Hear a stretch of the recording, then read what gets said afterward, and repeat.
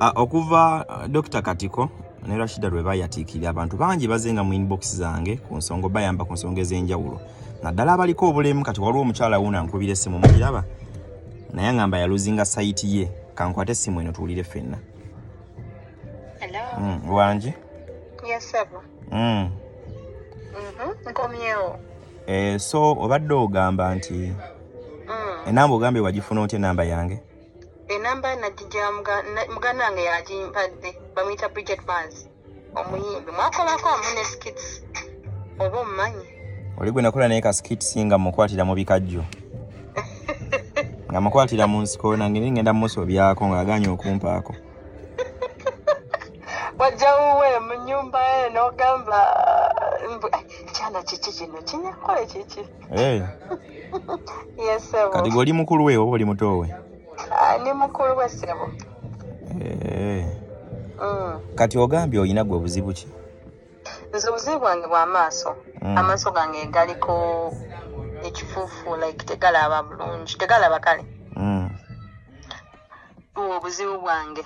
I am a person living with a disability. Naye kirungi nali maze n'okusoma nali nsomye. So galekerawo ddi okulaba? 2018 nga mu Gwokutaano. Yes sir. Kati oyagala nze nkuyambe ntya nga nze Sonko? Developing my talent like help me promote okungatako something. Kati golina talent ki atalaba? I can talk. Talking, is it a talent talking? Not a talent, but then when it comes to simayinga gyenyiza kyogera kale talent yange nze gyenina nze gyennemanyiiko. If given a chance I can do like I can dancing I can do n'ekirala okwogerera obulanga I can do. What else? Like counseling. Those I can do.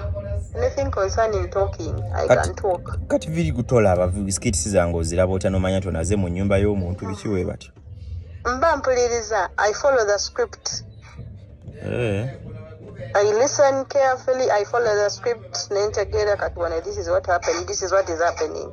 Samaaso gatunula nente galaba. Yes, gatunula naye tegalaba kale. So ogambe yagala ku kigendererwa ki kyennyini nti like abantu abalina disability baleme kola batya?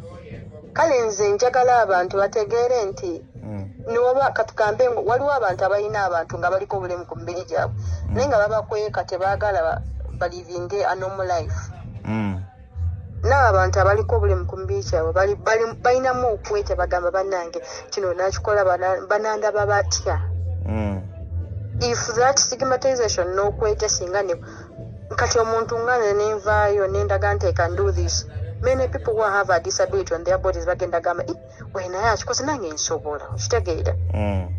Like inspiring them, showing them you can. Kubanga nze nina ne videos zange ku TikTok nga I am cooking, I am like doing something. Osobola okufumba naye nga tolaba n'owaata n'ofumba n'otambula mu nnyumba. Yes. Olina omusajja?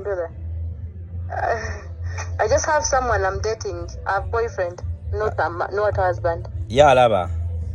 Ya alaba. Yayinza obba nga talaba kuba He's saying.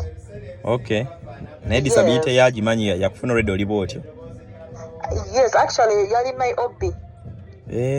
Ninga okumanyi okuba nga oli mulamu? Yali amanyi nti nno ndaba. N'ekirala olaba abantu nga ffe. Nasa between abantu abatwagala kati nze.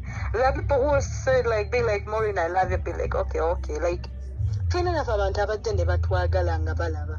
Katwali olabika oli mulungi kuba n'ekigaana kyo kino Bridget Mars nakyo kyaddala nze kyagana bugaanyi kugira naye baaba kyaddala. Era oba osobola okinsabirako n'okigamba nno Sonko oyo. Ogambe Sonko oyo. Yenda yekyo. Njamugamba. Sobola mbadde nkubuuza. Kati nga ndowooza gwe tolina kati Auntie my dear, for us we are Westerners. Muba juice. Yes, I'm a Westerner. What do you say? Sere muvi, I'm not bad. I'm not